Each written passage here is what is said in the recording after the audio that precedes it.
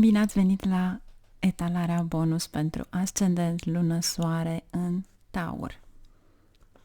Să vedem ce avem pentru voi. Șase de monede, posibil să fi venit o sumă de bani. Poate chiar înainte de această etalare sau poate chiar va veni acum. Pajul de cupe,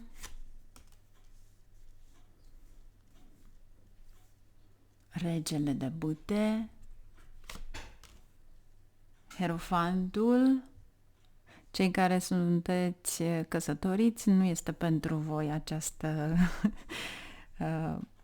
această combinație, dar cei care sunteți necăsătoriți, să știți că vă veți căsători, pentru că aveți hierofantul, 6 de monede și pajul de cupe. Și asta înseamnă dragoste și daruri de nuntă.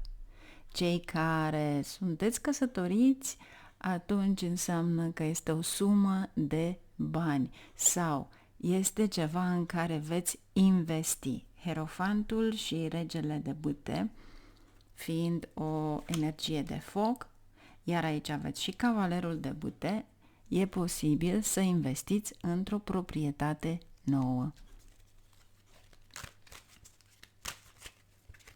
Pentru că aici este o comunitate nouă și investiți 6 de monede.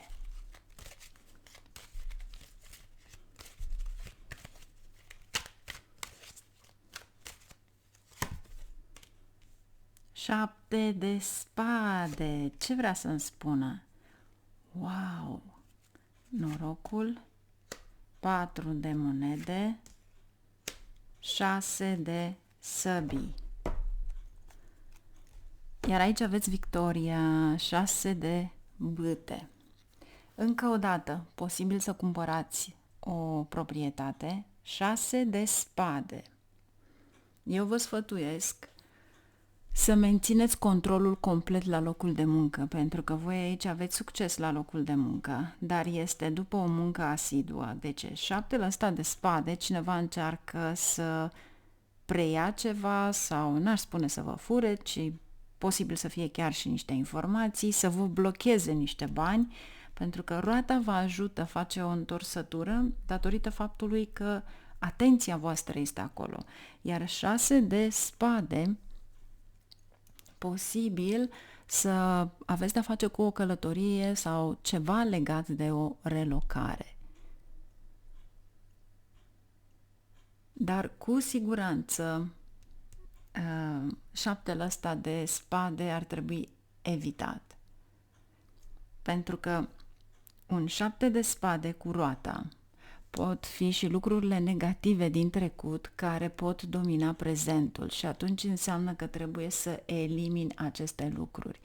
În plus, ar trebui să nu ai o încredere oarbă în chestiunile legate de muncă. De ce din nou de muncă? Pentru că ești activ la muncă și ai victorie la muncă și banii tăi circulă datorită abundenței care vine din ceea ce produci tu. Cei care sunteți pensionari, e normal, nu aveți această combinație. Dar posibil să fie o diferență între frați, pentru că aveți pajii, o diferență de opinie cu ceilalți, deci este ceva diferit de cei care au un serviciu. O ideologie, să-i zicem, pentru că aici aveți hierofantul. Poate chiar în materie de religie sau genul acesta. Este bine să dați la o parte, să nu vă întristați din cauza unor ideologii.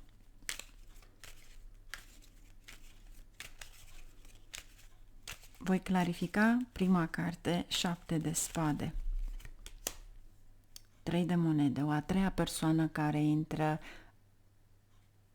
ca și cum ar discuta o problemă respectivă și mai pe românește intră cineva care bagă zâzanie între voi doi. Cam așa s-ar traduce. E un fel de a spune elimină acea persoană din viața ta sau eliminați acea persoană din viața voastră. Sau chiar dacă este la locul de muncă, încearcă să fii cu ochii pe persoana respectivă pentru că știi că de acolo vine ceva negativ. Moartea termină și pune punct. Asta îți spune. Termină și pune punct. Pentru că de aici îți vine parcă îngreunarea financiară. Deci, imaginați-vă că aveți o afacere mică, da? Și oamenii pe care tu îi plătești un salariu, dar ei te vorbesc de urât în continuu. Cum afacerea respectivă va merge? Păi dacă ei nu se gândesc că salariul acela pe care le au, deci ei nu dau din buzunar, ci pur și simplu iau bănuții respectivi, vii acasă cu bănuții respectivi. Posibil, toată lumea are greutăți la locul de muncă, dar atunci când mulțumești lui Dumnezeu că de fapt ai un loc de muncă și ai de unde să-ți iei un ban, un salariu, atunci nu trebuie să discuți de rău. De ce? Pentru că munca respectivă pe care tu o discuți de rău va deveni negativă pentru tine, nu mai dorești să mergi, dar nici persoana la care lucrezi nu mai are beneficii. Pe zi ce trece, scade și atunci nu te mai poate plăti. Și atunci înseamnă că închide. Nu vrei să stai la locul de muncă acolo? Pleacă, termină ceva. Atunci când mergi la un serviciu, investești persoana ta acolo. Deci, nu dai bani din buzunar, vii cu bani în buzunar. Fie taci și asculți, fie pleci. Și nu te interesează mai departe, pentru că asta îți spune aici. Și întotdeauna va fi o a treia persoană care va băga în continuu zâsanii acolo. Dar dacă doriți într-adevăr să aveți un control bun pentru locul de muncă, faceți-o. Deci cei care lucrați sau cei care aveți o poziție mai bună sau cei care vreți să vă mențineți acel loc de muncă și vine cineva care încearcă fie să vă fure ideea, fie să vă fure locul, fie să mintă. Deci aveți un control aici, pentru că asta vrea să vă spună. Ce avem aici? Pajul de bâte, 8 de săbii, 2 de cupe. Ce spune un pic mai înainte de o nuntă. Deci, aveți o ezitare, să zicem, dar veți trece cu bine. Și aici este o relație foarte frumoasă și cu cei din jurul vostru.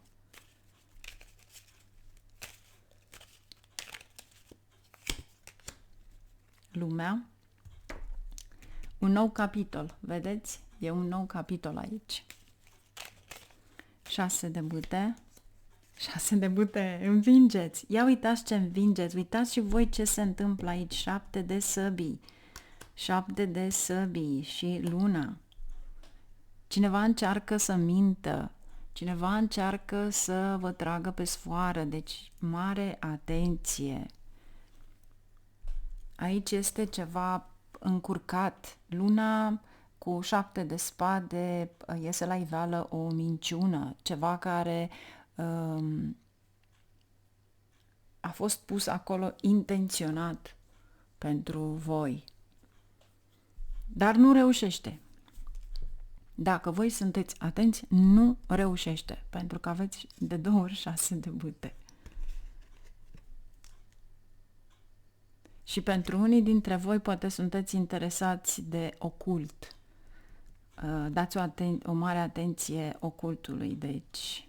Iar 4 de săbii, 7 de bâte, pentru unii poate somnul nu este chiar atât de bun, pentru că aveți foarte multe gânduri, dar în același timp, 4-ul acesta de săbii este atitudinea voastră în fața divinității. Deci vă rugați sau poate faceți ceva care Dumnezeu vă ajută. Pe toată lumea ajută. El nu spune nu niciodată. Ce avem aici pentru?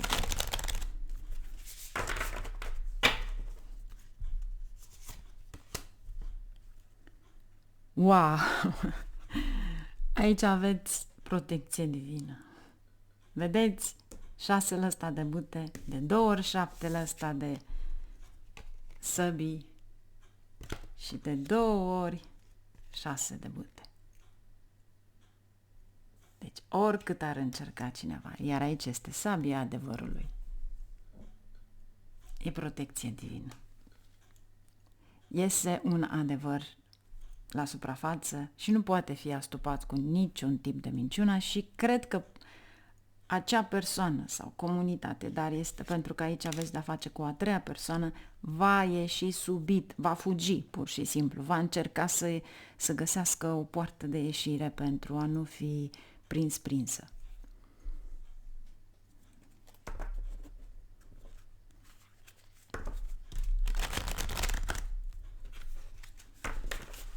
E atât de frumoasă această carte, plină de lumină. Ce avem aici de la Arhangheli?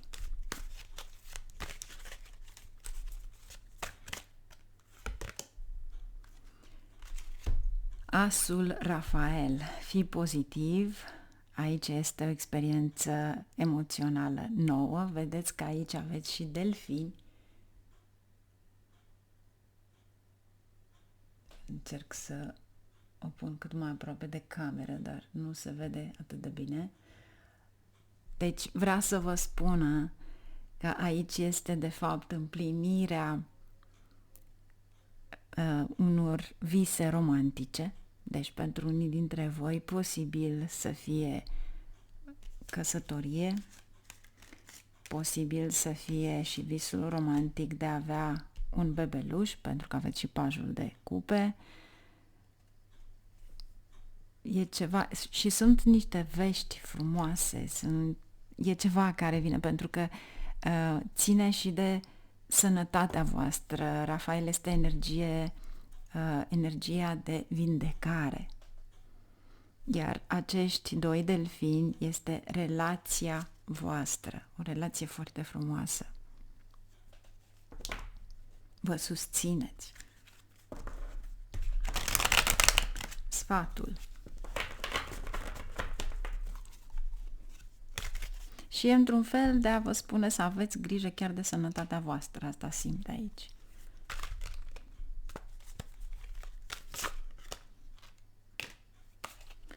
Prințesa de primăvară optimistică, entuziasmată, creativă, energetică.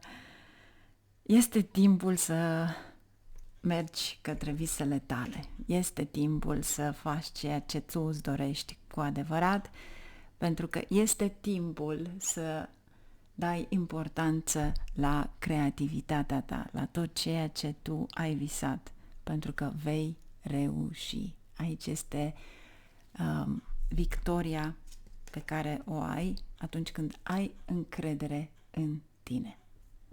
Numai bine, la revedere, să-mi mai mult!